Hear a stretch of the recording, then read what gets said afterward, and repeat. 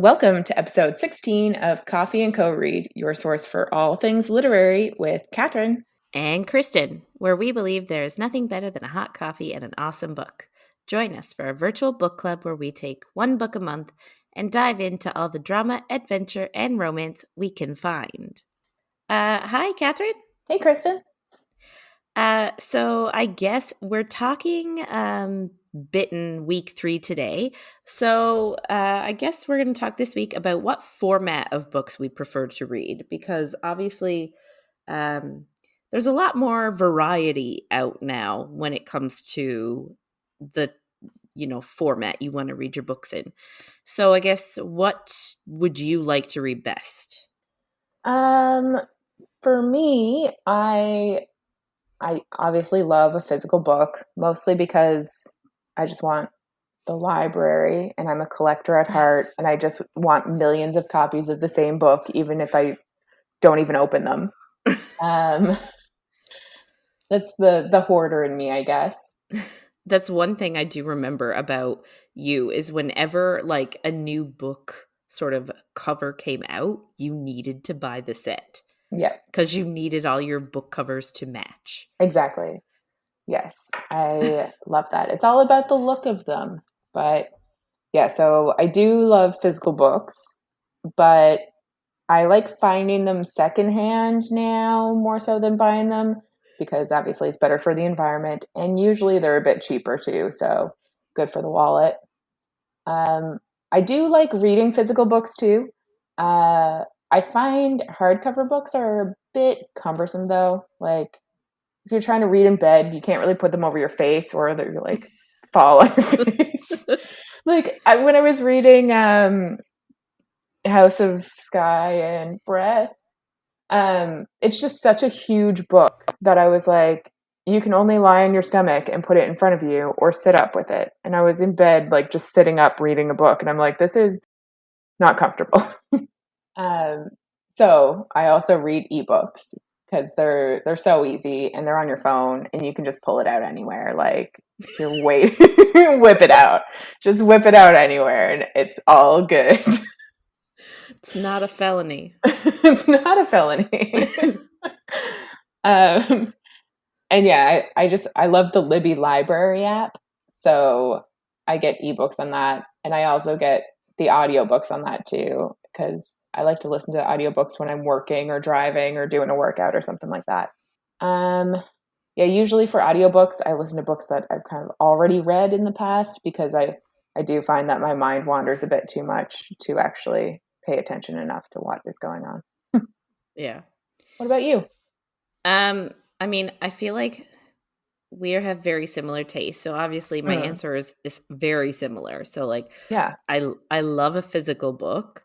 For me, it just like, I reminisce like about, remember the Beauty and the Beast cartoon and when Beast sort of like turns his relationship with Belle around by introducing her to that gigantic library. Yeah. And it was just like sort of couple goals. Like, yeah. you want that library. And like, I totally relate to Belle, like just being the bookworm sort of aspect. Like, yeah. I don't feel trapped in my small town or anything like that, but but ever since being a kid and seeing that library, I want one. And it is still a goal for me to have one. So eventually I'm going to turn one of my like bedrooms in my house into a library, but probably not going to happen for like a long time. Yeah, I get it. I agree. Like my second choice would have to be ebooks. Mm-hmm. Just because like they're so portable and like I just love how spontaneous they are. Like if you are in the mood to read a book, you can just get it on your phone like that. Mm-hmm. Like I watched Heartstopper a few weeks ago for the first time when it came out. And immediately after watching it, I was like, I need these graphic novels. So I just went on my phone and I got them. You know what I mean? So I just love that you can so easily just be like, I want this book now and get it. Yes, exactly. So I like that. I'm not crazy about audiobooks. I Mm-hmm. do have Audible, and I do like buy audiobooks and listen to them in the car. Mm-hmm. But I also feel like I don't have as much of an opportunity to listen to them. Yeah. So like I only get to listen to them for maybe like a half hour a day. Mm-hmm. On So your for commute me, kind of thing. yeah, so for me it's just slow. Mm-hmm. Yeah, I can see And that. normally then I'm just like I'm just going to buy the book, or I'm just going to like borrow the book so Mm-hmm. that I can read it, because I can read it a lot faster. Yeah. Like a physical book I could get through in a couple of days. An audiobook is just it like, you know what I mean? It just takes too long. Yeah, for sure. If I like but again, if I had more of a like a job where I worked in an office, like Mm-hmm. mostly doing computer based stuff, and I could have something on all day, then I would love them. Yeah. It's just my job does not let me do that. Yeah, for sure. Other than everybody should be listening to our podcast while they work instead of audiobooks. Yes, yes. 100%. Great success. Yeah, so this is like you already said, week 3 of Bitten. And this week we're reading chapters Stalking to Descent, which are numbered 15 to 23. Yeah, and just a heads up, we are not a spoiler free zone and things might get a little saucy.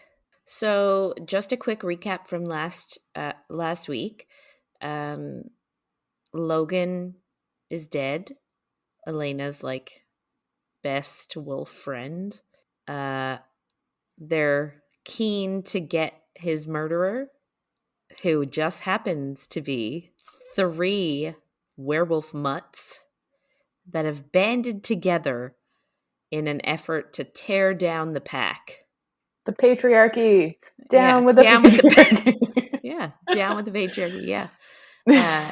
One of these werewolf mutts just also happens to be a serial killer. So, yay.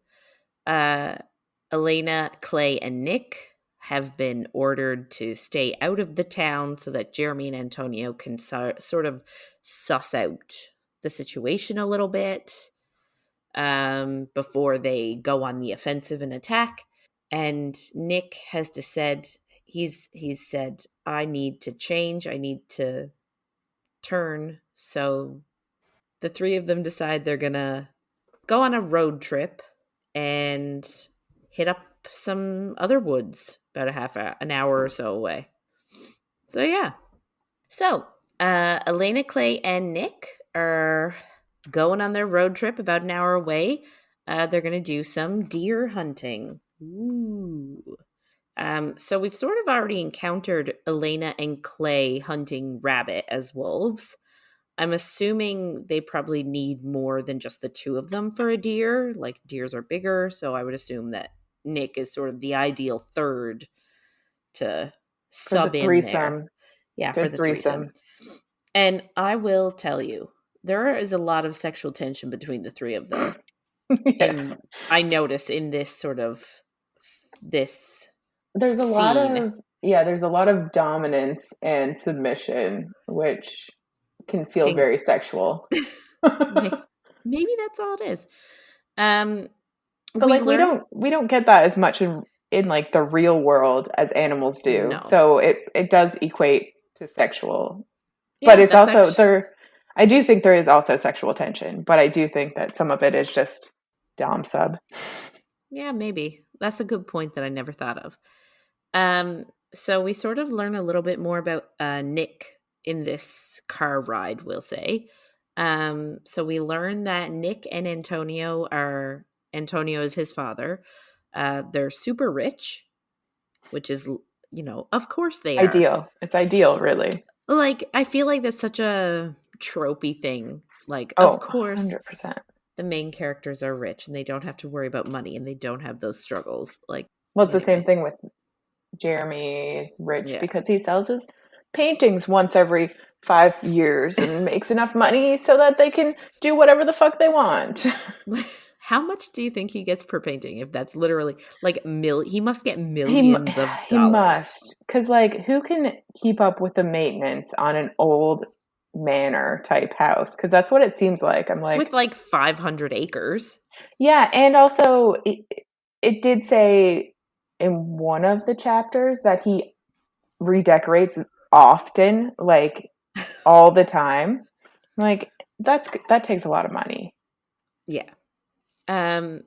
So yeah. So Nick and Antonio are super rich, and apparently Nick is really terrible at business. Like I he love can't. that. I fucking love it. Apparently he like wastes his money all the time, but Mm. Antonio just doesn't care and just wants him to be happy, which is like, that's so nice for your father, but at the same time, like, I don't know.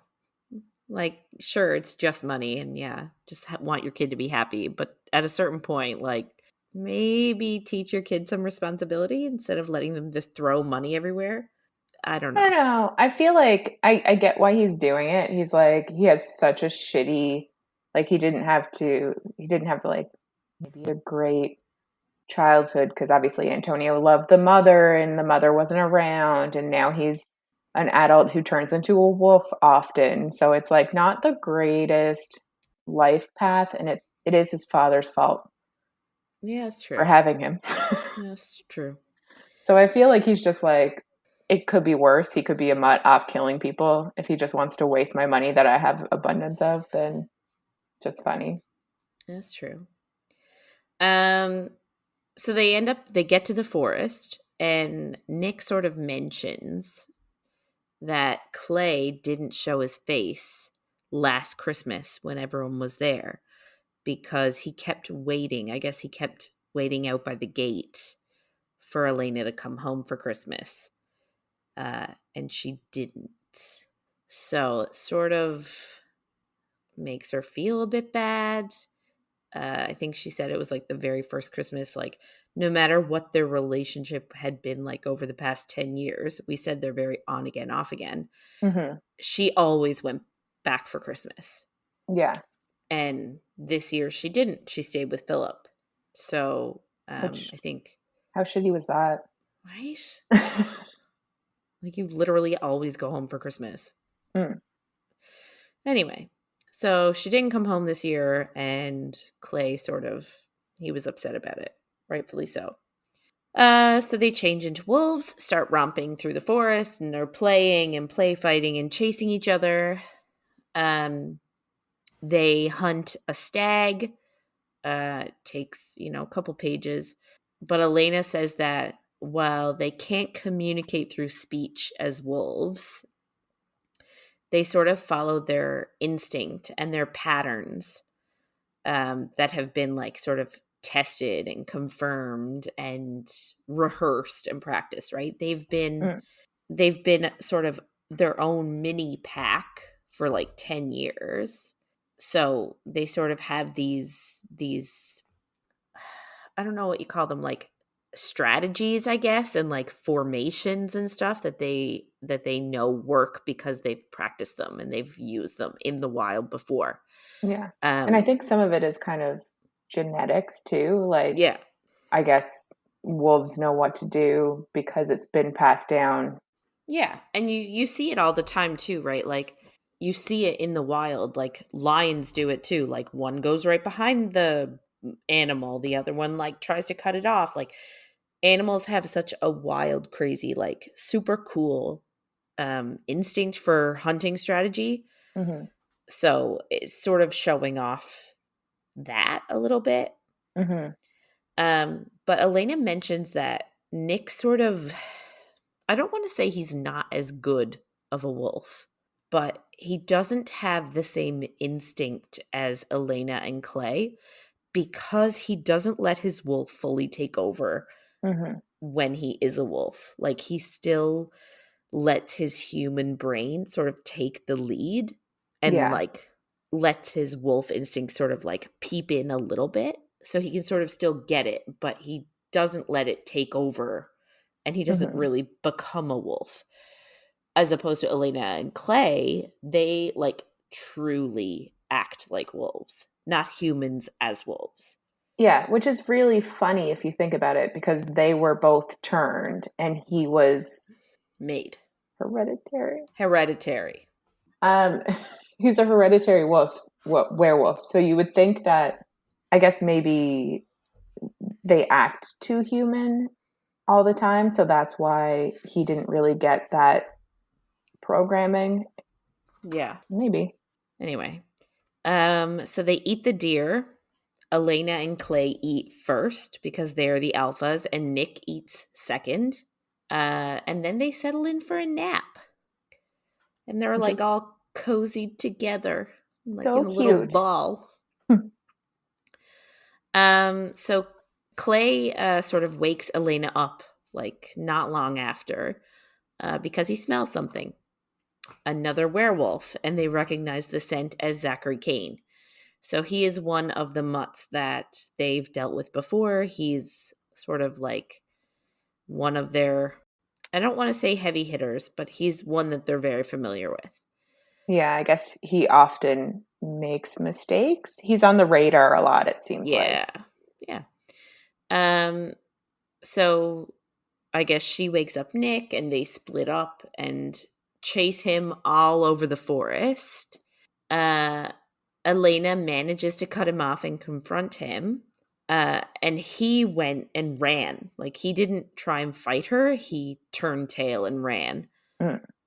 She said she was going to chase him.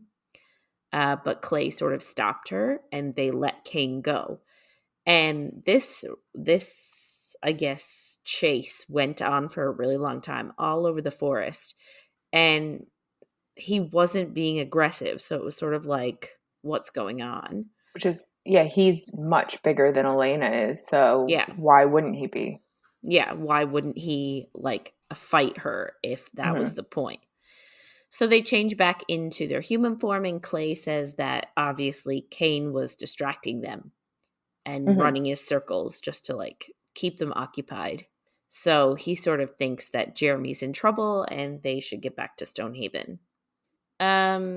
So I guess they have to drive like the hour back to Stonehaven, but on their way, they sort of veer into town instead of going right back to Stonehaven, and they track the mutts from their hotel. So they go to the hotel and start sniffing out the mutts. We said before that like Carl Marston is very posh. We also learn right now that he's a jewel thief. And he speaks 5 languages and is very like your cultured criminal. Yeah. You know what I mean? Like, he's the guy that's going to be like in Psych, Mm-hmm. right? Despero. Yeah. Oh my God, I love That's who I Despero. think of, right? Carrie Yeah. Elwes. Yeah. That's absolutely who I think of. Uh, But I guess they sort of comment on how like they don't really care how posh and like cultured he is. He's still a mutt. And mm-hmm. this is sort of the thing that bothers me about their ideologies is like obviously he can't control the fact that he was not born in the pack. Mm-hmm. And like they don't really get into it in this book, but you're either born in the pack or you're not. You can't really join the pack later on as an adult, Mm-hmm. right? Yeah. It's not something that they often accept or do. You're either pack or you're not pack. So I think it bothers me a little bit that they're looking at them as a species first. Mm-hmm. Like, he's a mutt. He's always been a mutt. He's always going to be a mutt. It doesn't matter what type of person he is. I don't think that's fair. Yeah. Anyway, no one is around the hotel.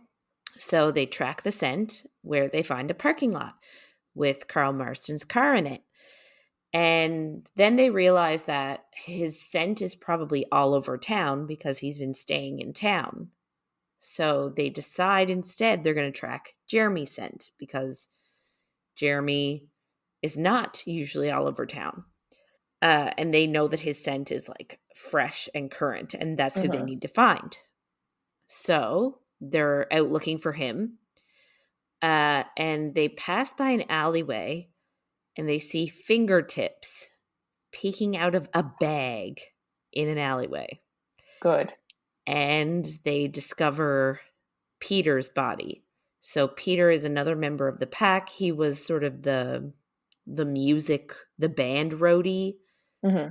who was super loyal to Jeremy and sort of like told Elena stories and stuff and was just like a good dude.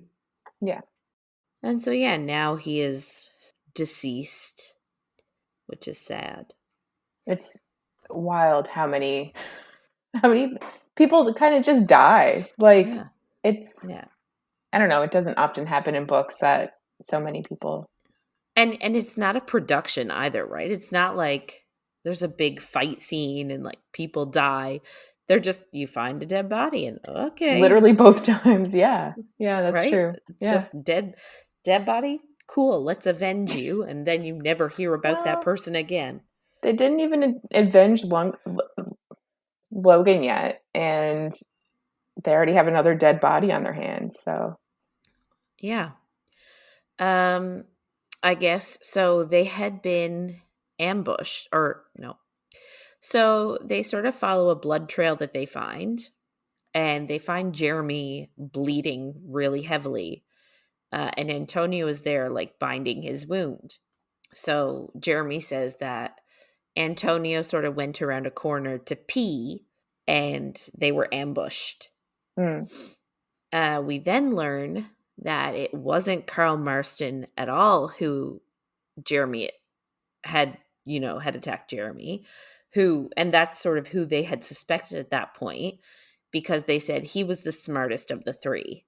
mhm, So out of him, Zachary Kane, and the serial killer Thomas LeBlanc, mm, Marston was the smartest. They sort of knew that he knew his way around and could sort of sweet talk his way into things. So they thought that he was the one mounting this like insurrection. mhm. However, it wasn't him. It was Daniel. And Like Daniel everybody that they said at the beginning of the book that could be involved as a were mutt involved. was involved, and it's Yeah. like I know they were like clues and stuff, but it's just like all of these mutts organize themselves, and it's just such a like shocking thing to the pack members because they're like they don't do it. We'd never even suspect them to all organize together.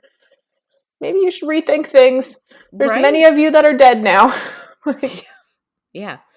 Well, so this is it. Like, again, there's only 30 something werewolves in the world. hmm, And there were only, what, 1, 2, 3, 4, 5, 6, 7 yeah, pack members. So, yeah. like, I feel like it almost took too long for them to realize that if they banded together to make, like, a rival pack.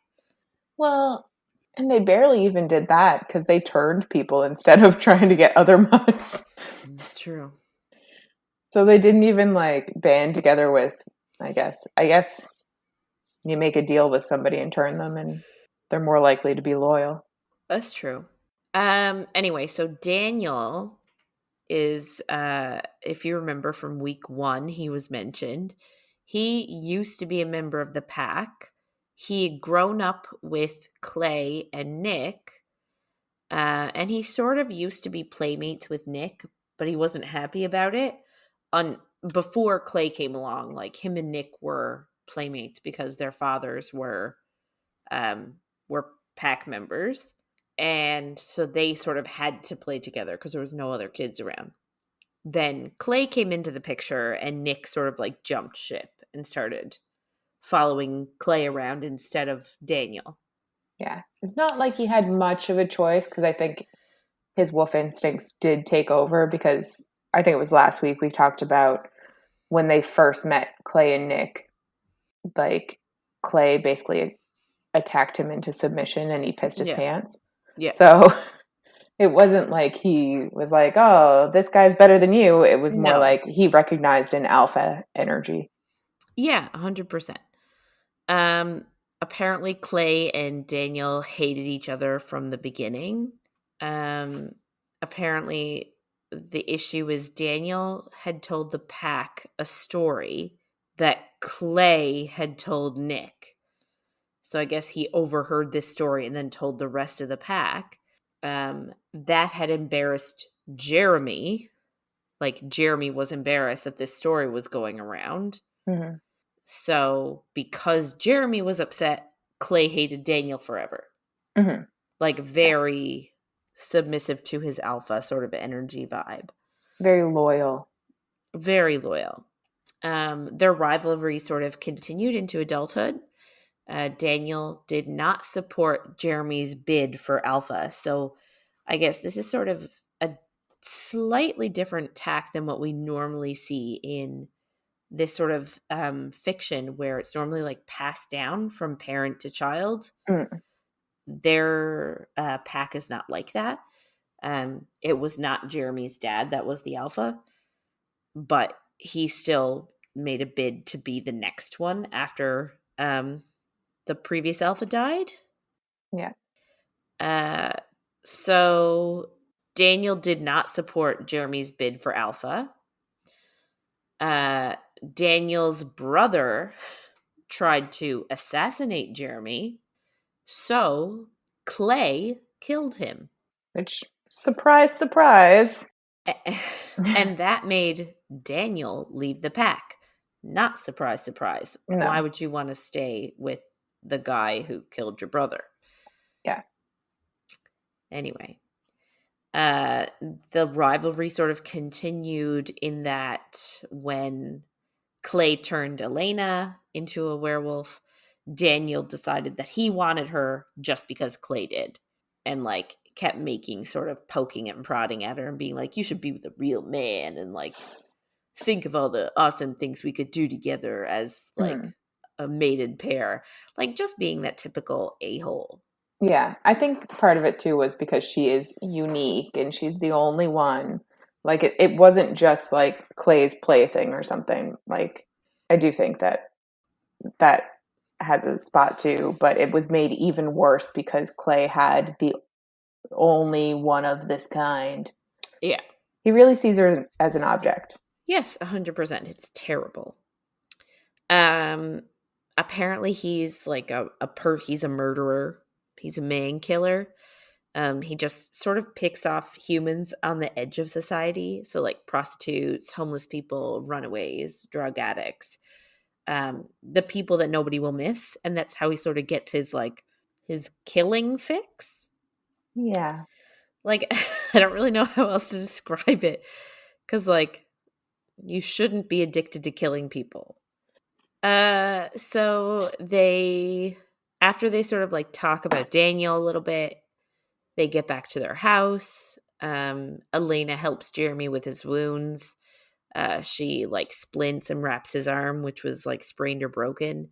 And then she stitches up his leg. Can I be honest and say I would love to do that? Really? Yeah. I don't know why, but I would really love to stitch somebody up.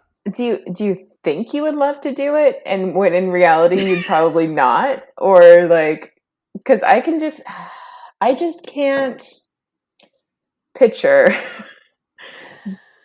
the skin. Like, I feel like you'd have to go very far back from the wound in the skin to get the stitches to actually stay, and then get them close together. You'd have to pull. It would be so gross. No, I think I've thought about it too much, but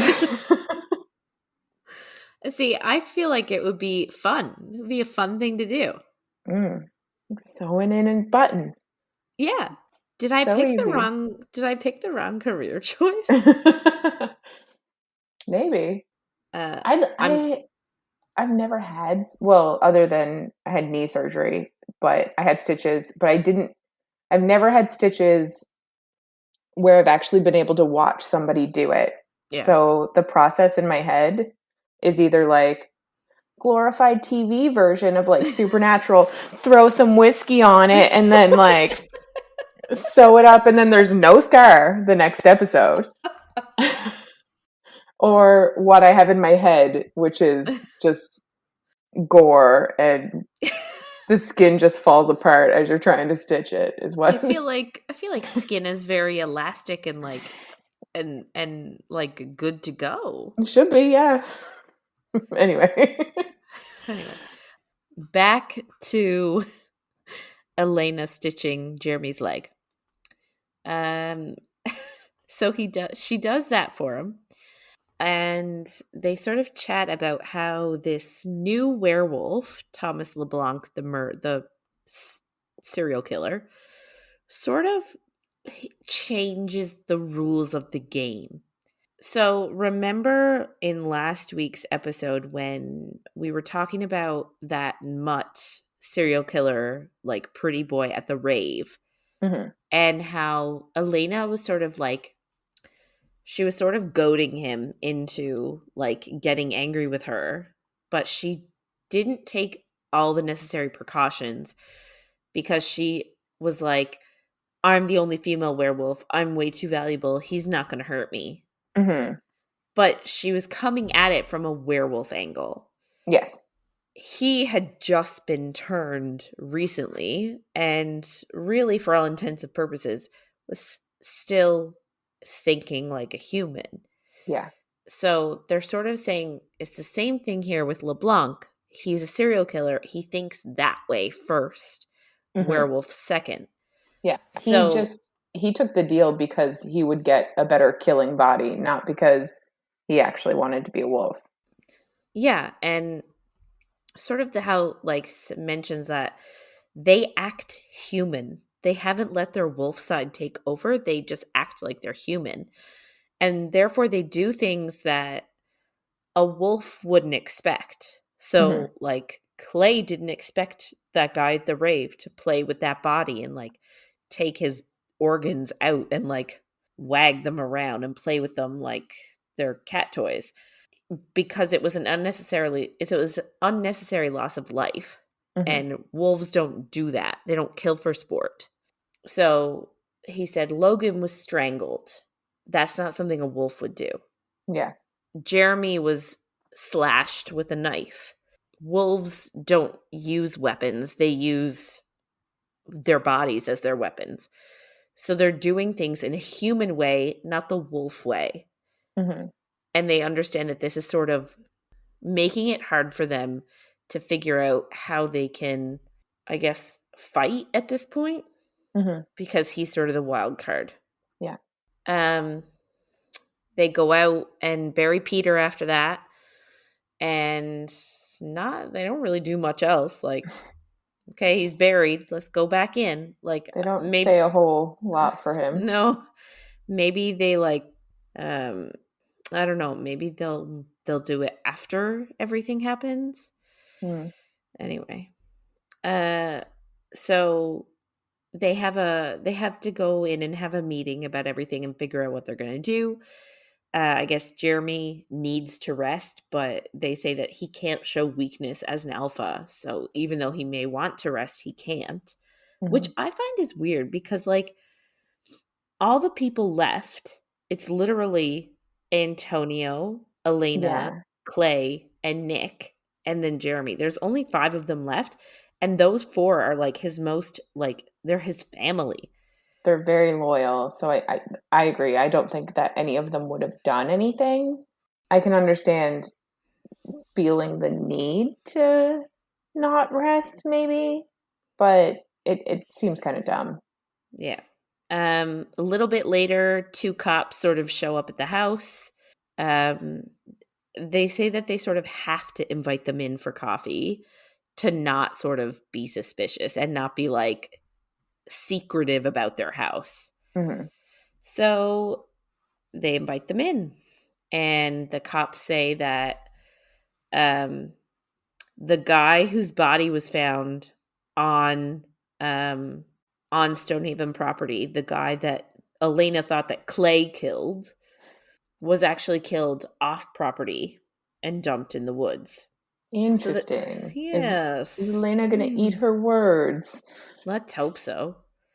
Um, the cop sort of ask, like, have you made any enemies? Like, what do you know of anybody that would want to pin something like this on you? And they're definitely sort of suspicious. Mm-hmm. But they managed to get them to leave. But they're sort of on their radar now. Mm-hmm. Um, after they eat, like they have breakfast, Clay and Elena speak to each other.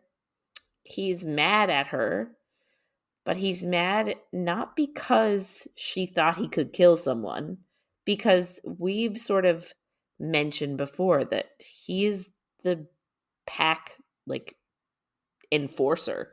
Mm-hmm. His job is to keep everybody to keep the pack like safe, and so that everybody knows that they're not to be messed with. He tortures for a living. Yeah. So like he's like, I'm not mad that you thought I would kill someone, because I would 100%, but he's mad that he thought she would hide it, or he's mad that she thought he would hide it from her. Mm-hmm. Like he says, like, I would never hide anything from you. Yeah. He's not a liar. It's not in his nature at all. And like I get where he's coming from, and I sort of agree with him, but at the same point, he has been deceptive. Yeah. So I get why she wouldn't trust him 100%. Mm-hmm. He tells her that he wants her back because he's miserable when she isn't there, and he loves her, which was like, oh, right? Yeah. But then he also says, like, I want you to come back accepting me for who I am. Yeah. He says, I'm not changing who I am for you. I want you to accept me. And like, fair point, man. Everybody deserves to be loved for who they are. Yeah. Even torturous werewolves. Werewolves, okay. Fair. And I don't think it's fair for her to ask him to change either. No. I agree. She responds after he sort of makes this lovely declaration.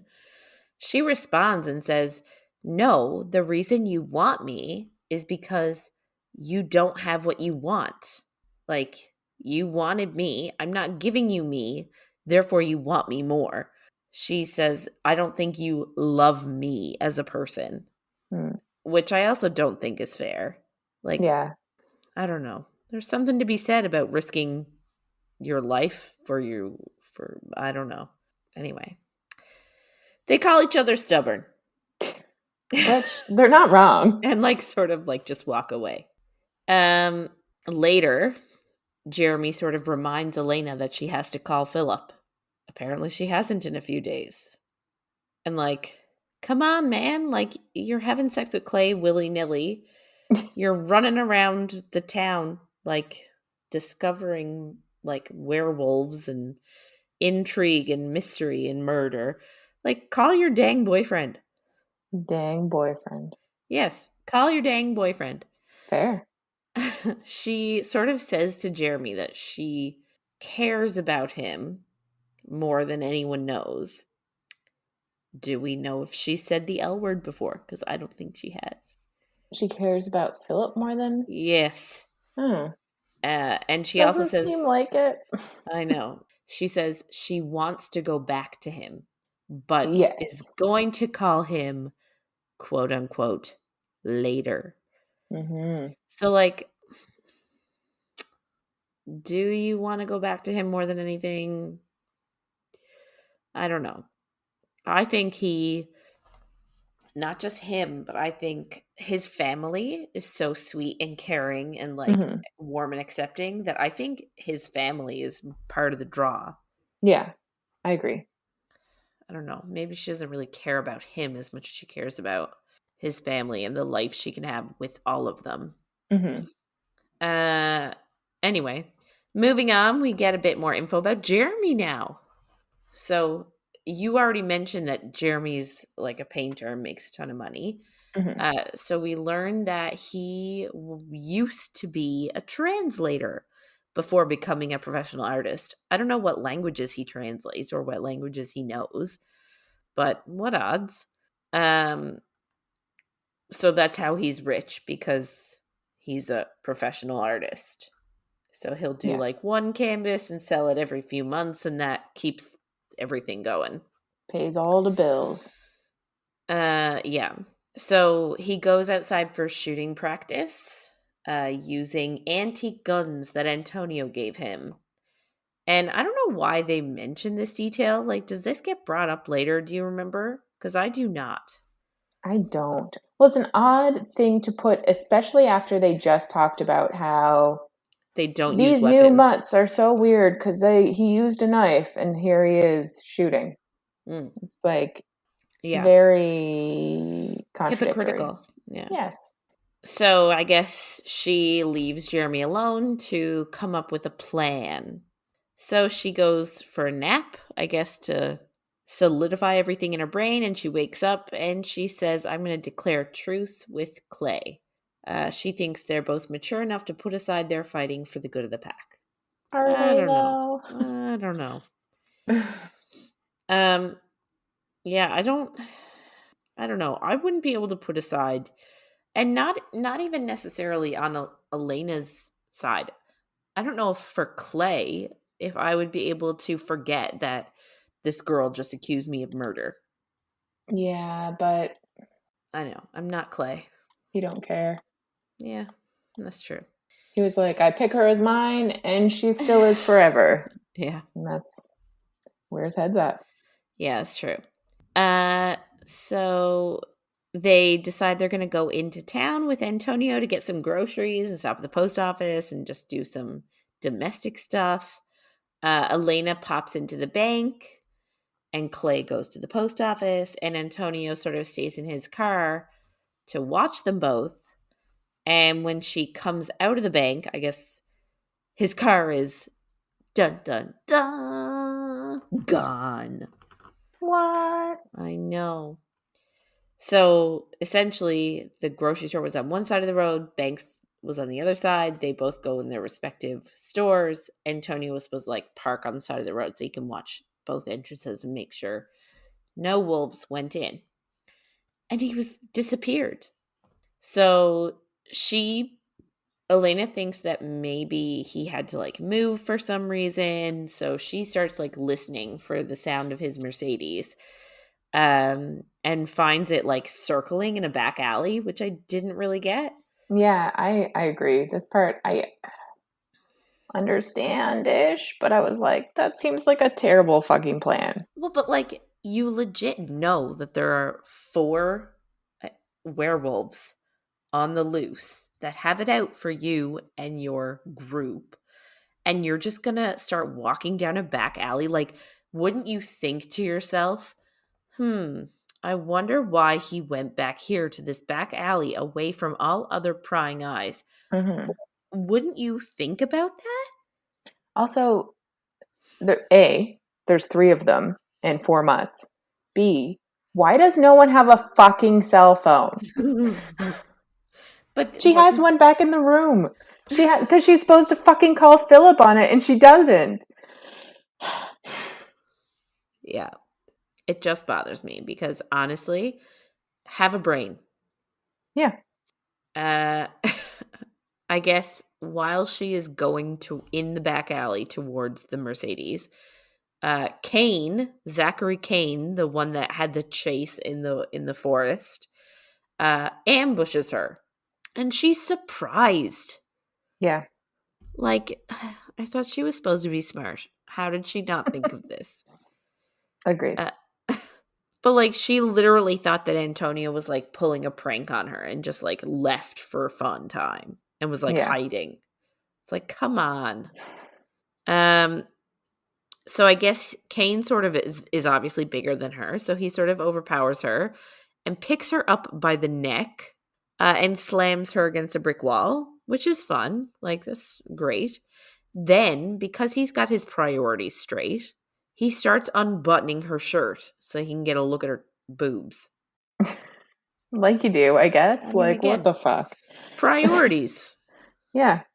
Anyway, it's like, it's not cool. No.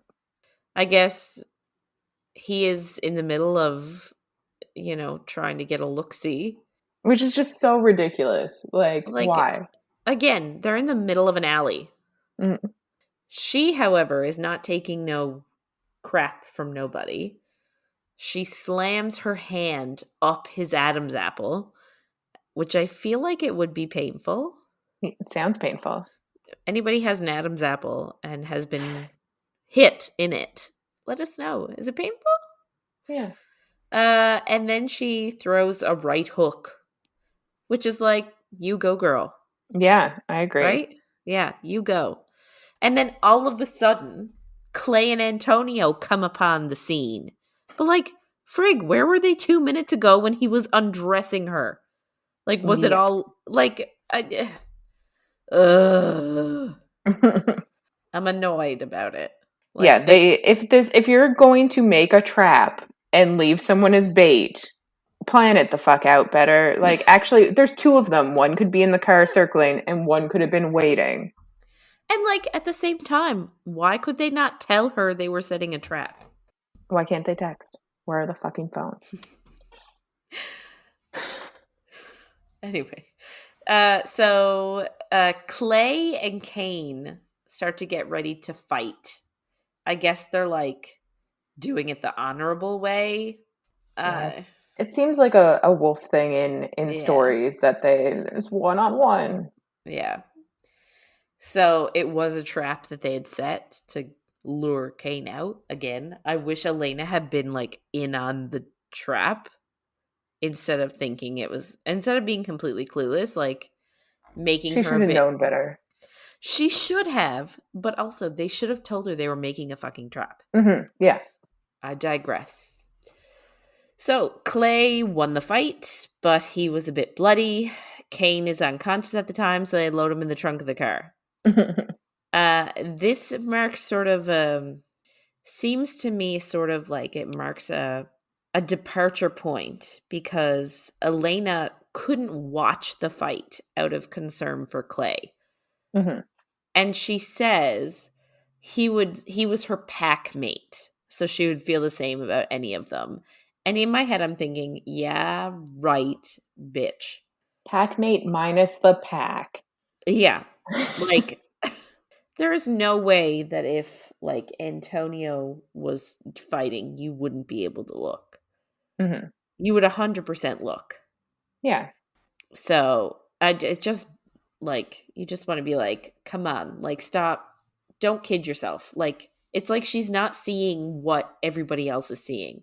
But You she's just like, want to shake her. yes, like you are 100% head over heels and in love with him. Like stop pretending. So they bring Kane back to the house and put him in a cage in the basement and torture him for information, just like any Tuesday. Elena sort of says that Clay tortures for the pack a lot, which we sort of already discussed, and says that he does it with like a cold, methodical detachment. And I can sort of see why. Like, I feel like that sort of job would really weigh down on you after a while. So I get it. They learn that from Kane during this torture that they are sick of the tyranny of the pack. They want to be able to kill humans whenever they want. And I'm Down with the patriarchy. Unfortunately, you and I are humans, so we would sort of struggle with that. So apparently it was Daniel that had the idea to slowly exterminate the whole pack and create their own. And it was also his idea to recruit all the serial killers. So each of the mutts got a serial killer to train and then also to turn. Kane's person was Victor Olsen, who's a rapist who killed somebody, killed one of the girls that he raped. So apparently another mutt is coming, Jimmy Koenig, with his own like serial killer. So they all personal have one. pint-sized serial killers. Yeah, they all just have like their own personal serial killer in their pocket. You know, no big thing. So they have all this information. They then kill Cain. And then they have to decide what to do to take out. Should they take out Daniel first, or should they take out the serial killer wolves? Mhm. They decide eventually it's better to try and make Daniel happy because he was sort of a pack wolf, and like they don't want to have to murder everybody. Yeah. So they're going to try to make him happy, and they think that he'll see that as a victory, and then the rest of the mutts will sort of disband. But they said that they're still going to kill Thomas LeBlanc because he killed Logan. Yeah. And well, he's also the one that stabbed Jeremy, isn't he? Yeah. So Yeah. So he forfeit his life. yeah, apparently he doesn't get to live, which valid. Yeah. An eye for an eye, if you will. So the next chapter, the kind of like opening scene of the chapter is interesting, I'll say. So we kind of think that we're starting with Elena waking up from the pack nap. So they like all had a nap in the study, and we think that we're waking up with her in her bed with Clay, and they're both of them, of course, naked because Clay wanted her to be comfortable. And naked cuddling, surprisingly, turns into more. And then we get interrupted by Jeremy asking Elena if she called him yesterday. So him being Phillip. She didn't call. Spoiler alert, she didn't call him. And Elena's basically just thinking about the wake-up sex that she had with Clay earlier when Jeremy interrupts her. So apparently Phillip called Elena's cell phone, which she left in the study, and Jeremy answered it. She kind of rationales in her head, which is like to the reader, that she forgot Phillip because she's split her life into two compartments, which she's talked about obviously a lot, and so have we, but yeah, pack and human. So it seems convenient, really, but she obviously feels the need to justify forgetting about a man that she quote unquote loves and has a life with. So it just seems like not a very good sign for Phillip here. I will say that like I sort of feel bad for her because it's so much easier to like end something with someone, or to maybe like not see someone anymore, or realize that it's not a good relationship for you when someone has like a negative quality. Yeah. So, like, but Phillip is like perfect. Like he doesn't pressure, he doesn't stress, he's really handsome, they have a good sex life. Like he is perfect. So I feel like that it makes it difficult for her to end it with him, even though like she obviously is in love with Clay, because she doesn't really have a reason. Like, what can you say? You're perfect. I just am in love with this other non-perfect person. It really comes back on her and like makes her the bad guy, which she's very much acting like she's not in any way a bad guy around Phillip. So it's like a double whammy for her. Yeah, it's obviously very hard. I get why. But I feel like she really is kidding herself and she should have realized shit sooner. But that's kind of besides the point. Yeah. Elena obviously says that she's going to take care of it, but and she does. Yeah, and call him. Take care of the whole situation. But she does end up forgetting about it again. And like, she is busy. I get it. There's a lot of shit going on. Like, two people were just brutally murdered who she loves. Yeah. But, you know, part of the, like, I guess, busyness that she's talking about is disposing of Cain's body. And we get a very detailed way of how to get away with murder here. It's like incredibly detailed. So if anyone needs to take care of a body, read the book, man. I'm not telling you how to get away with it because I don't want to be liable, but we don't want to be implicated. Yeah, it seemed like it made sense when I was reading it. Yeah. So I guess on the way back from disposing of the body, Elena's driving the car and cops pull them over. And it's kind of obvious that they're kind of like looking for something incriminating in or around the car that they can kind of see. Like they obviously don't have the right to search the car, but they are looking and asking if it can off road and stuff like that. So they clearly think that something is going on. Mm-hmm. But they also want to take Clay in for questioning. And he agrees to an hour. And they take him in the cruiser, which I find a bit crazy. I'm like, why didn't he just drive with Follow Elena them. there? Yeah. Yeah. Like he agreed to it. Why does he have to get in the back of the cruiser? And he's not under arrest. Exactly. Like he agreed to this. Anyway, he does get in the cruiser and Elena follows them back. So I guess she just goes to the waiting room and Marston and LeBlanc show up. So LeBlanc is the crazy serial killer, obviously. Mm-hmm. I think this is really our first conversation with Marston. And he is 100% a rich playboy, but it's kind of like an act. Like, I really like him as a character. I get what you're saying now about Psych and. Yeah, if you watch the show Psych, it's a bit like it came on a few years ago, but it was on for quite a while with James Roday and Maggie Julie Hill. Lawson and Dule Hill.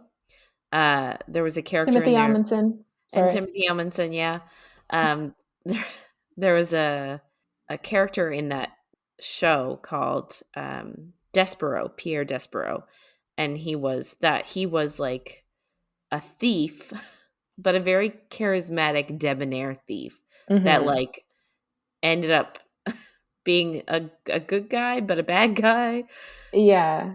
He was Really lovely. flip-floppy. Yeah, but he was played by Carrie Elwes, who was in The Princess Bride. Yeah. So we love him, and Yes. we love all of them, and we love Psych. So you should go watch that too. Yeah, I agree. So Marston and Elena basically have a little chat, and she just kind of, sorry. I will say, Marston is actually a key character in like book 6 or 7. Oh, really? I don't He's one of remember. the main characters, yeah, in the book that focuses on Hope, who is half demon. Okay. He's a key player in that book. Interesting. Yes. Good to know. Yeah, so Marston and Elena basically have a bit of a conversation, and she tells him that Kane is dead. And after a little small talk, he tells her he's only in this fight because the pack hasn't really done anything for him in his life, which, like you talked about before, is completely true. So he doesn't care what happens to them all. He just wants territory. Only pack wolves are kind of allowed to stay in one place and have their own territory. Like if a mutt tries to live in one place for too long, someone from the pack goes and basically makes them move, which also seems a bit ridiculous. Yeah. Especially Like, now there's like so few of the pack. Like how are they even going to do that? I will say that like I get it. Like they sort of said that like they cannot police every single pack member, and they know for a fact that some of them are killing people. Mm-hmm. So like I sort of get the not sticking around for like detection purposes. Like if you are killing people, yes, you should not stick around one town. But Yes. for werewolves like Marston, that's not his MO. He's not a murderer. He's a werewolf, but he's primarily he prefers, I think, to be human. Yeah. Right? Yeah. So he wants a house, and he wants to be able to like decorate it with all the money he made selling, or Selling stolen goods. selling stolen jewels and art and stuff like that. So, Yeah. it I see what he's saying. Oh, 100%. I do too. Yeah. So during their conversation, like they're talking for quite a bit, Elena kind of has been ignoring LeBlanc because, of course, why wouldn't you?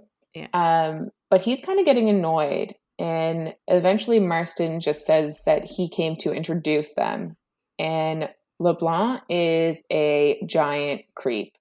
Like, obviously, he's murdered a shit ton of women, so it's not surprising. Yeah. But he also just stares at her for like 10 to 15 minutes and says nothing.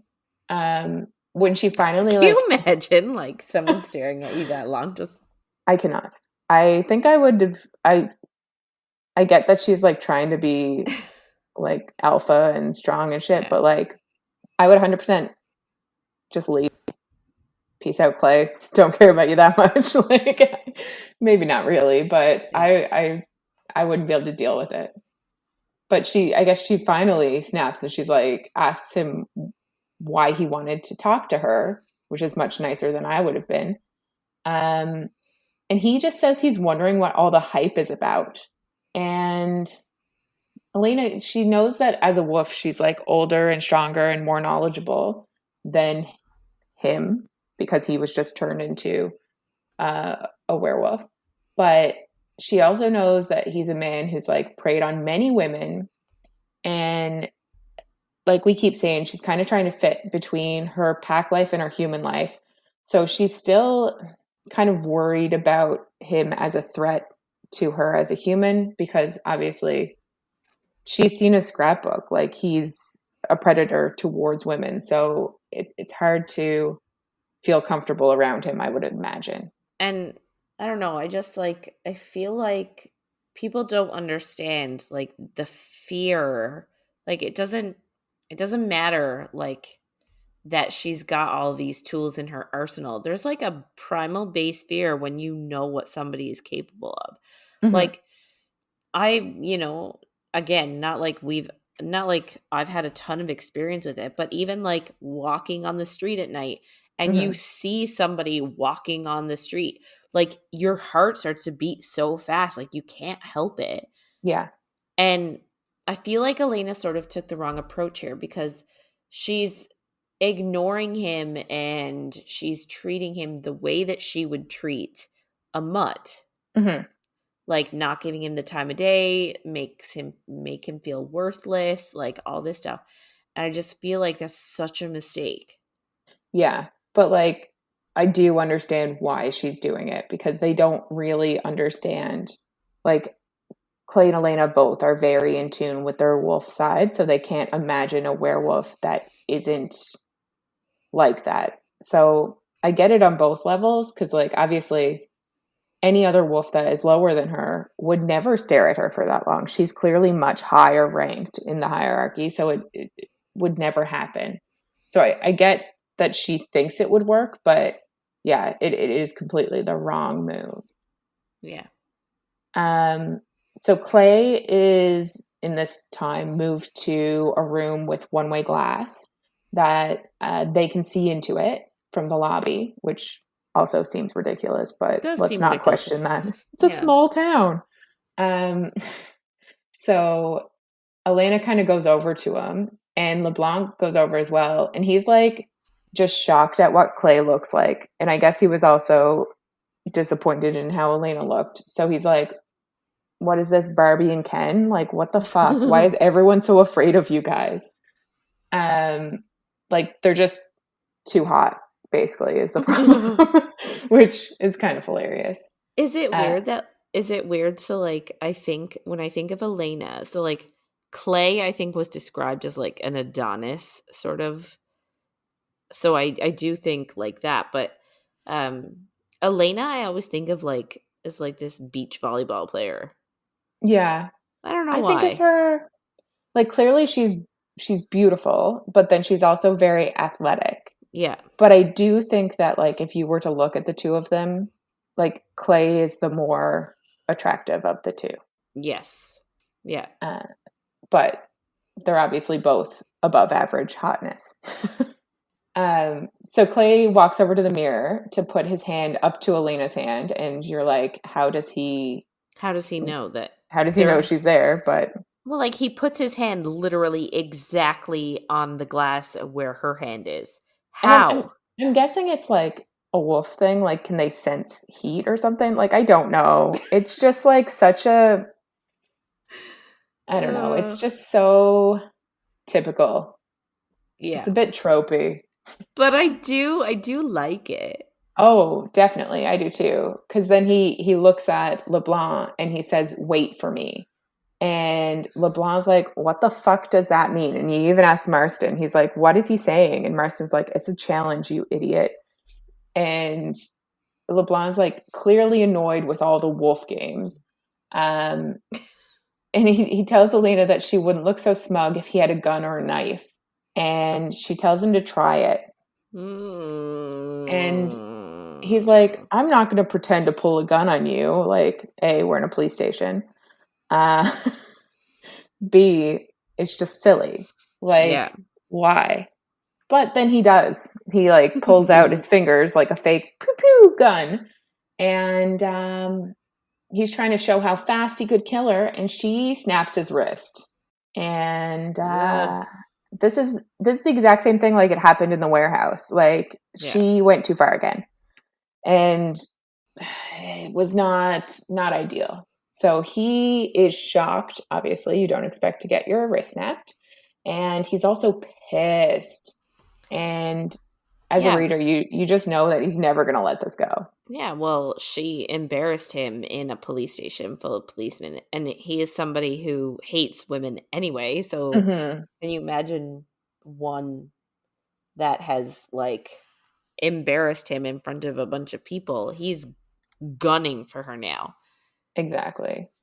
And like after that, Marston kind of goes over to like kind of make him leave, and he turns and leaves on his own. And you can tell during the whole encounter that like he does not respect Marston at all either. Like he doesn't respect the games that Marston plays, which like he's doing much better than most of the other mutts are. So like maybe LeBlanc could have learned something, but Yeah. anyway, they both end up leaving. So Elena's still waiting for Clay, and this is just a like a bit of a funny, not funny part. But she sees a Cosmo magazine, and there's like a survey in it, like there is in all Cosmo magazines, Mm-hmm. about your partner, and she kind of laughs at it, and she's like, she kind of thinks about how her quote unquote lover hasn't left his childhood home. So Referring to. Clay, obviously, Mm-hmm. because she lives with Phillip, not in his childhood home. Mm-hmm. So she's clearly completely forgotten about Phillip again. And like as a reader, I'm just yelling at her because I'm like, he's gonna fucking show up and then what? Like where are the kids? There's no kids, which is a lie you told him. It's a Yeah. house with four men who are all physically attractive. And one of them you're sleeping with. Noodly So penises everywhere. noodle penises everywhere. And I don't think Phillip wants to see that. No. So anyway, that was just another scene that you're just like, Phillip is nowhere in her mind right now. But No. I just anyway, I feel like that should tell you how she feels about him. Like, mhm. and I know she's like trying to justify it with herself, but I just nah, man. No, I agree. So Clay finally gets out of interrogation, and they just chat about LeBlanc and Marston, and they go home. Um, Jeremy kind of just tells them to hurry up and eat, and then the whole pack gets into one car.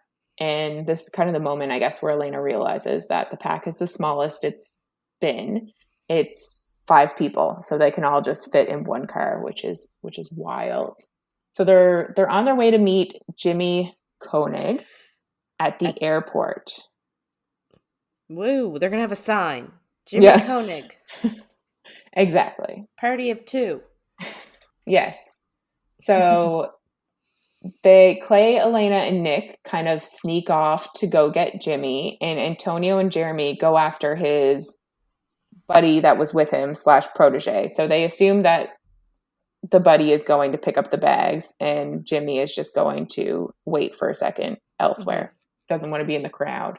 So Elena sees Jimmy first, and he asks where he is. He, obviously, in this instance, is Clay. Yeah. Because, Um, like, I guess Clay sort of in the past has never been that far from Elena, exactly. right? And I don't think that anybody really outside of the pack knows that Clay has left and gone to Toronto, or somebody would have tried to kidnap her before now. You know what I mean? Yeah. Yeah. Um, so Elena and Nick kind of do a little ruse and trick him into running. And they chase after him. And of course, Clay is at the end of this Easter egg hunt that they're running towards. And he, like, very anticlimactically kills Jimmy in an airport, which it's in like a stairwell or something. But I'm still like, there'd be cameras in a stairwell in an airport. This book didn't come out that long ago. I just, you'd think Yeah. someone, there's security. You can't just go out exits into stairwells. Anyway, it just seemed wild. Elena asks if Clay needs both her and Nick to guard, or if she can kind of go back and help Antonio and Jeremy if they need it. Right. So she goes back, and she doesn't see Jeremy or Antonio, but she does see the mutt, and she obviously starts trailing him. And his route is kind of surprising, but she keeps going because she just wants a closer look at him. But surprise, surprise, it turns out it's not Koenig's mutt. His mutt slash serial killer, didn't make it. It's just a random guy that I guess Koenig was talking to as he got off the plane. So they assumed that they were together. So that is not ideal. LeBlanc is there though. So I guess he knew that they would, no, he's there. Sorry. He's there to pick up Jimmy. And I guess he saw Elena walking off after this random guy, and he was like, this is an opportunity to go after her. Mm-hmm. So he did. And he pulls a gun, basically puts it right in her face.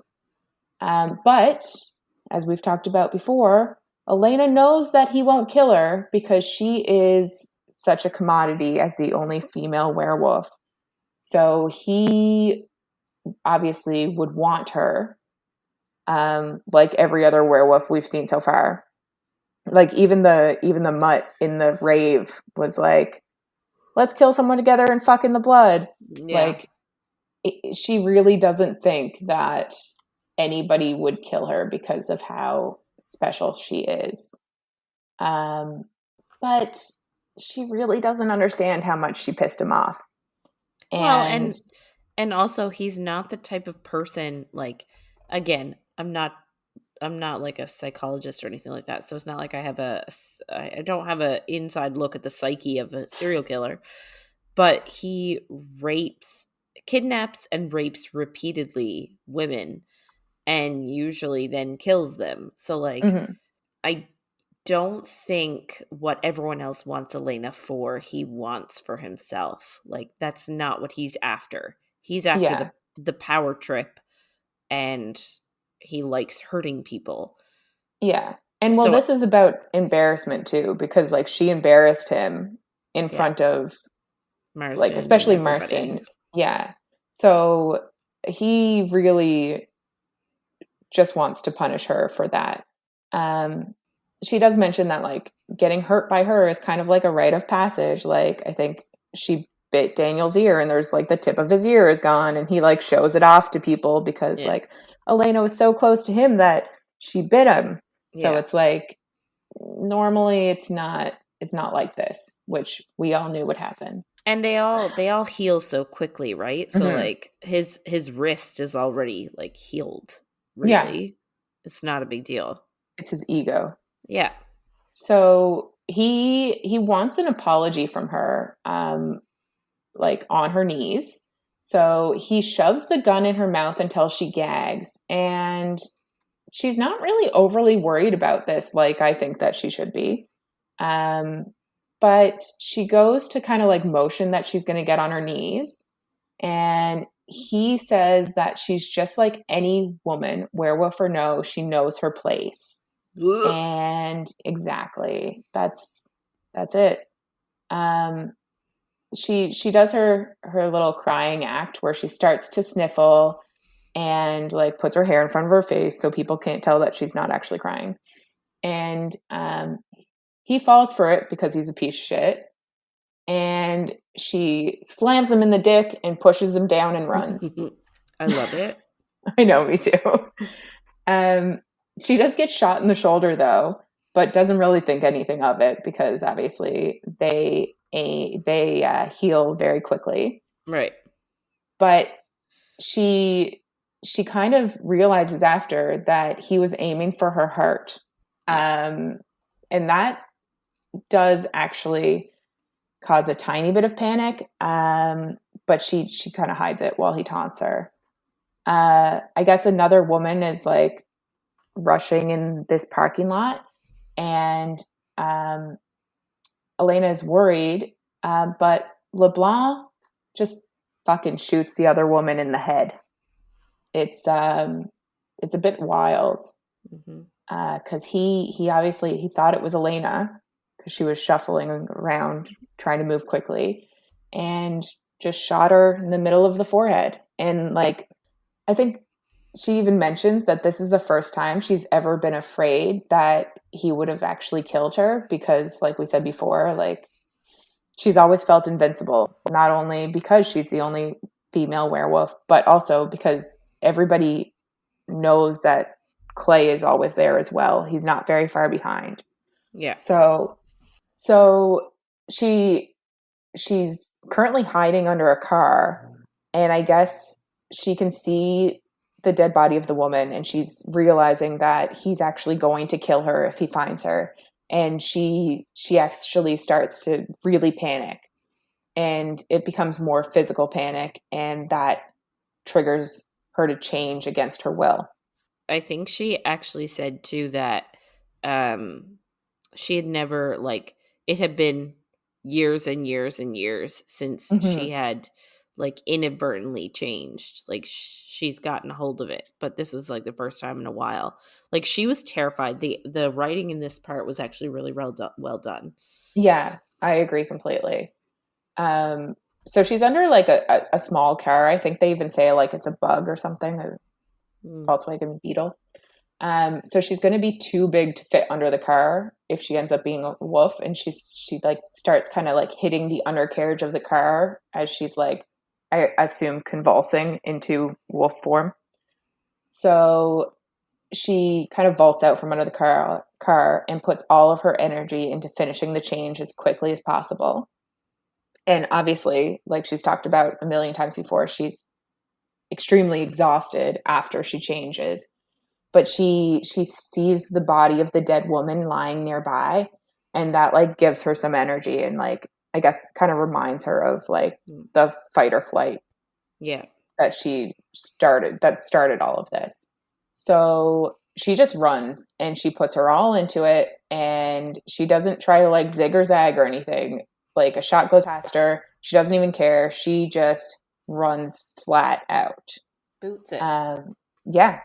Which I think is what really helped her out. Someone's yelling out to her, and she hits a dead end, so she turns around to attack the person who is yelling and following her. But luckily, it is Clay. She's still terrified. She's like panicked.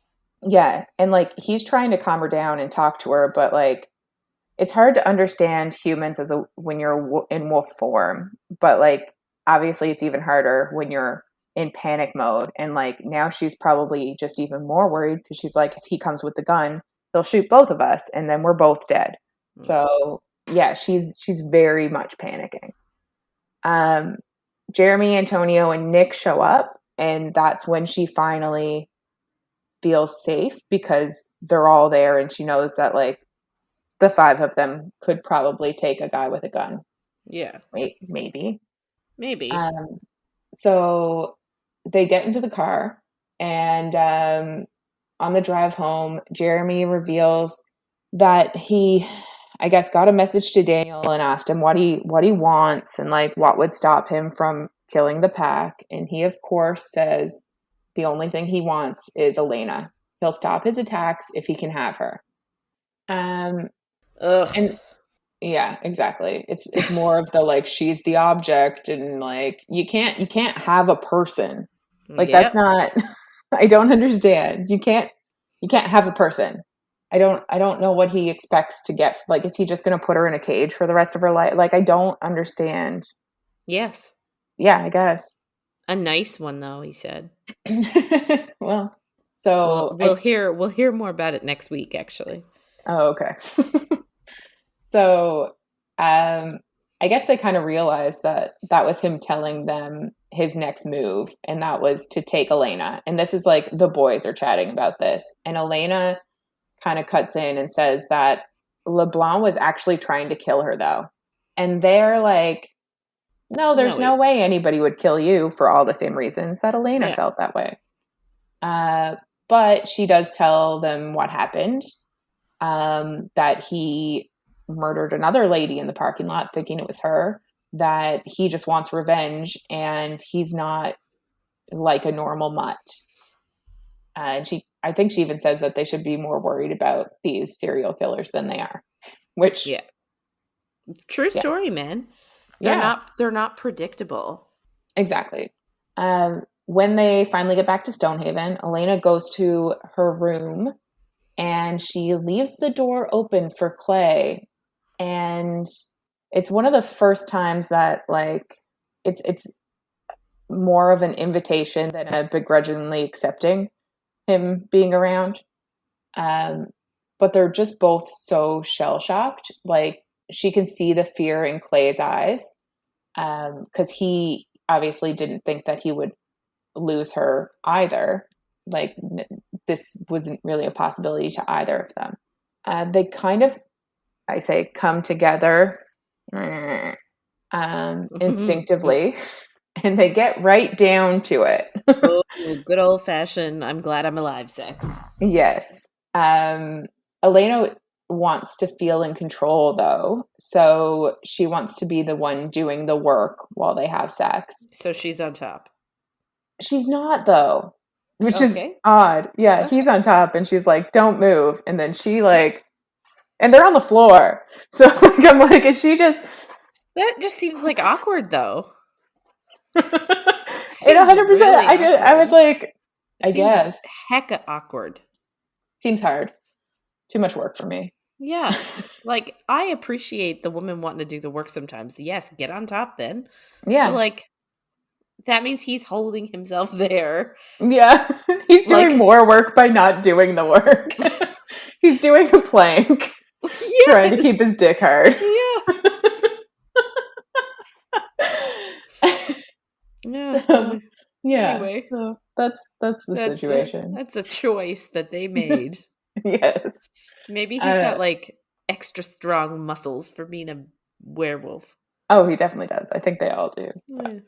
So she stops them both right before they come, and she says she wants to commit it all to memory because this is what it feels like to be alive. So like I'm like if you ever had any doubt about how this is going to end and Yeah. who she's going to choose. Well, we've never had a sex scene with Phillip in this book. Like we assume they have sex, but I don't think Yes. there's a sex scene. There's not. Um, But I mean like I think she mention that their sex life is good I think at some so. point? Yeah. I think she says it in the beginning. She's like, he's perfect in every way, including sex. Yeah. But we don't get any of the, Nitty-gritty. yeah. So Clay also makes her promise to never take a risk like that again because he can't lose her, which is very cute. So I guess after they're done having sex on the floor, they take a nap. And Jeremy wakes them up to tell them to get downstairs, basically like immediately. But like can you imagine being Jeremy in that situation? Like seeing your son like naked after having sex frequently? Yeah. I guess he doesn't care. I guess I would care. Oh, well, yes, that's the human in you. I guess that's true. Good point. So Jeremy's basically telling them, obviously, to get downstairs ASAP. And Clay asks why. And obviously, we're in Elena's head, and she is shook. He's not the type to disobey, and this is so out of character for him. But it's like he's just done with everything. Like Peter's dead, Logan's dead, Jeremy almost died, Elena almost died, and that is the part that actually, like, I guess was the last straw, was her almost dying. And you're like, she's his mate 100%. Like, that, I guess, visceral reaction that he's having is because he was so afraid that Elena was going to die.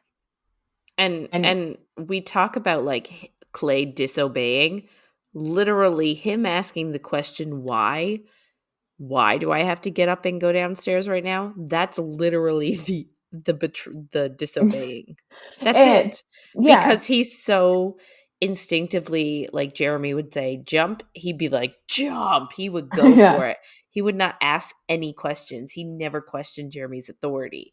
So exactly. Just that one little question throws a wrench in everything. Mm-hmm. And then Clay even says, like, so much has happened and we're not doing anything. Like, what the fuck is going on? We need a plan, basically. And Jeremy is like, yeah, I have a plan. That's why I want you to come downstairs. And then he, like, puts his little tail between his legs and goes downstairs to talk to Jeremy. Yeah.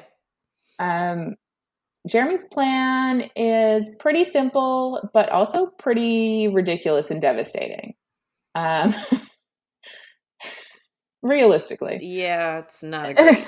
It's not great. So, basically the plan is Elena goes to the last place the Mutts would expect. She goes home to Toronto, to Phillip. But she's also taking Clay with her. Dun, dun, dun. Yeah. And Elena's like, what the fuck? And she's like, I can't bring Clay home. Like, clearly, Jeremy knows why. She's living with Phillip. Like, she can't just bring the person she's been fucking for the last 5 days? Week? I don't know. Whatever it is. Back to her boyfriend's house. It's like a bad sitcom. Like, what the fuck? We should mention, too, that Clay doesn't actually know that Elena is living with Phillip. Doesn't even know that really... Like, I'm sure he knows he exists in some aspect, but doesn't know that he is, like, she has his steady boyfriend. Yeah. So, basically, Jeremy's like, I guess she'll have to get rid of Phillip. And Clay is obviously shell-shocked again for the second time in a few hours, probably, because he, like you said, didn't realize. And he's just disgusted, which I completely agree with. She's leading them both on, but she feels like it's okay because she's saying it's two different parts of her life, but obviously it's not. No, you need to pick, girlfriend. Exactly. Like, I feel bad for her on one hand because, like, I don't know, I just do. But on the other hand, like, you can't be doing that to people. No, I completely agree. And Elena is pissed at Jeremy for telling Clay like that in front of everybody. And Jeremy says that he assumed that Clay knew. About Phillip. And that she was living with Phillip. Because he knew that there was somebody. I think he just didn't realize that they were actually living together. Which you would never suspect because she is fucking him left, right, and center. Yep. On the floor with him not moving. Anyway. If for any, you guys can't see what's happening, but it's like Catherine a triangle is using her hands to demonstrate what she thinks is going on when they were doing it on the floor, when she was taking control, even though she was the one lying down on the floor. It's very entertaining. Yes. So he doesn't know why Elena can't just call Phillip and tell him to leave because the apartment was hers first and just tell him to, like, basically pack his shit up and go. And I'm like, can you imagine being with somebody and living with them, and they moved into your house and now they have nowhere else to live, and just calling them after everything was perfect. You go away for a week and then you call them and you're like, get all your shit out of my house and leave. I would burn the apartments down. Like, at the very least. Doesn't he still have his place though? Like, wasn't he on a lease or something and still like had his place? I thought that his lease was up and he moved in with her, and they are talking about getting a different place once her lease is up or something. Oh, okay. I thought that's what it was. I mean, it could be. Clay is also not okay with this plan. Surprise, surprise. But his reasoning is much more pure. It's because his instinct is always to protect his alpha. So, do we believe that though? I kind of do. I think he doesn't want Elena to leave because he wants to be able to protect her too. But I think that his whole thing is he wants them both to stay there. Because, like, he doesn't want to leave Jeremy because Jeremy was already attacked, and, like, that is a big thing. But I think he just doesn't want to be away from either one of them. Like, he wouldn't want somebody else to go with Elena. He wouldn't agree to that either. No. But I think that he is instinctively trying to protect Jeremy. Yeah. So he does try to talk Jeremy out of it. Obviously, Jeremy's made his decision. He doesn't give zero fucks about what anyone else thinks. And Elena's kind of like, she's obviously this entire book really rebelling against the hierarchy of wolves. And she's kind of trying to refuse to let somebody have power over her, to force her to do something she doesn't want to. So she decides that she should just leave, even though that would mean giving up her wolf life and her pack life. But she'd also kind of have to give up her human life because, like, she couldn't go back there. Like, apparently the mutts would figure it out. So, like, she'd kind of be on the run. Jeremy suspected that this would happen, I guess, and he intercepts her while she's, like, in the garage at the vehicles.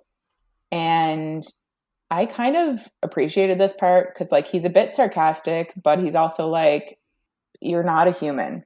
He's like, he tells her, yes, this is unfair, and no one in her human life would force this upon her and make her do something she didn't want to do.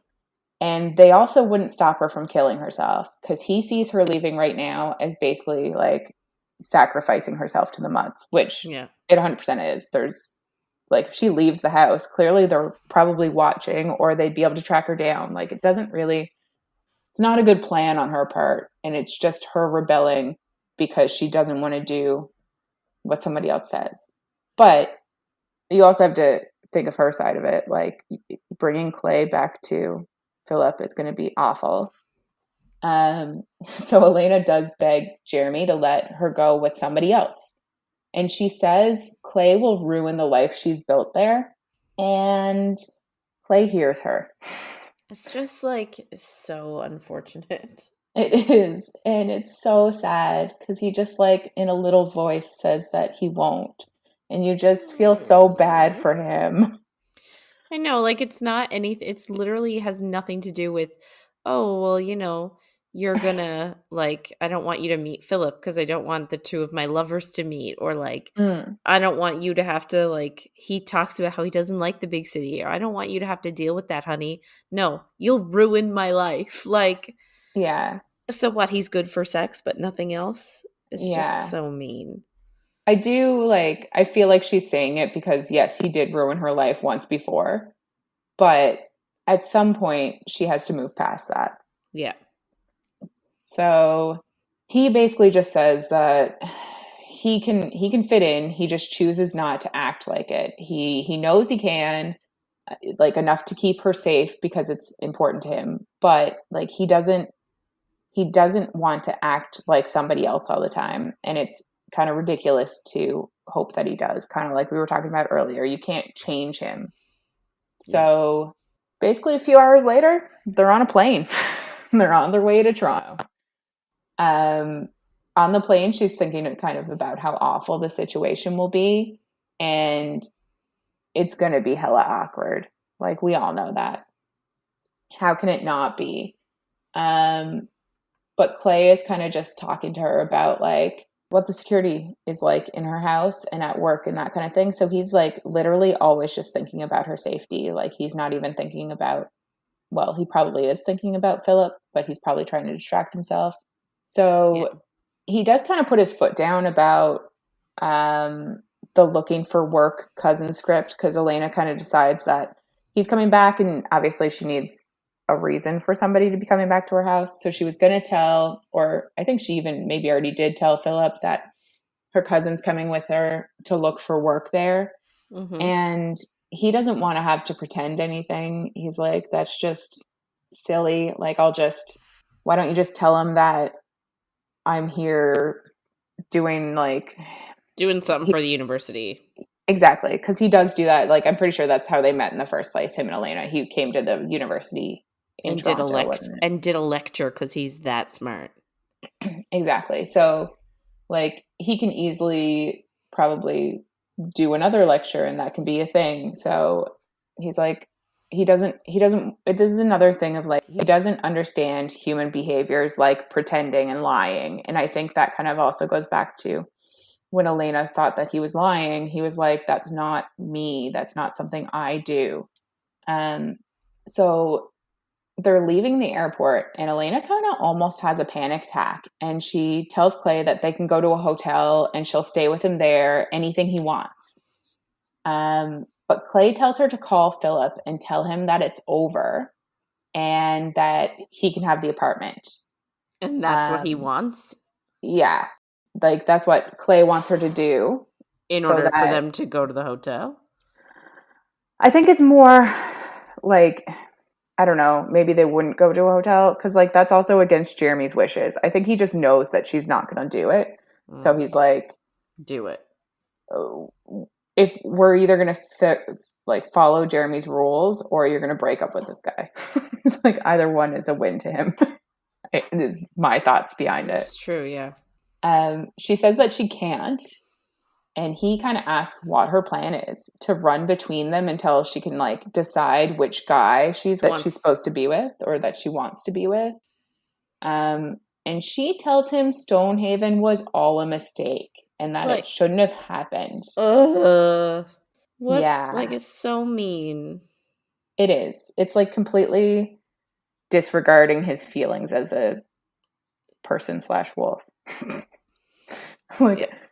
It's a lot. And she tells him that the whole place puts her in a spell. And he's like, that's bullshit. And the spell is actually happiness. It's like, you're happy there. You have a family. You have me. Yeah. And then he's like, so take me to your house and show me how happy you are with this man. And he never calls Phillip. He always calls him that man. And it's like just a callback to every other book where they do that, which is almost every book that we've read. Yeah. So she just gets in a cab and leaves him. And you're like, this is exactly not what you were supposed to do. Like, what if there was a mutt as the cab driver? Like, this is the dumbest shit ever.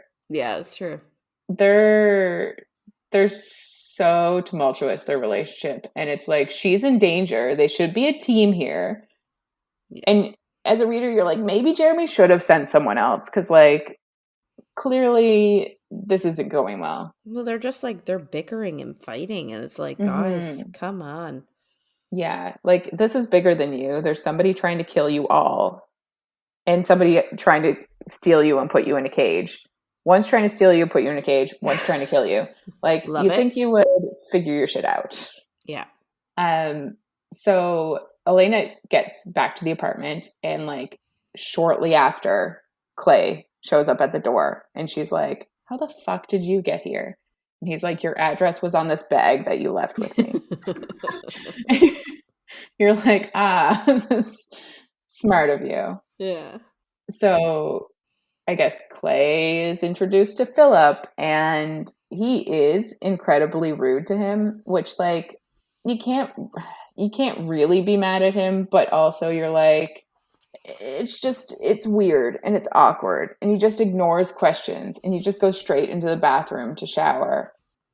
And Elena makes a bit of a comment about how rude he is and tells Phillip not to let him be a jerk. Not to let like Clay be a jerk to Phillip. And Phillip looks at her like a bit strangely because she's not acting like herself.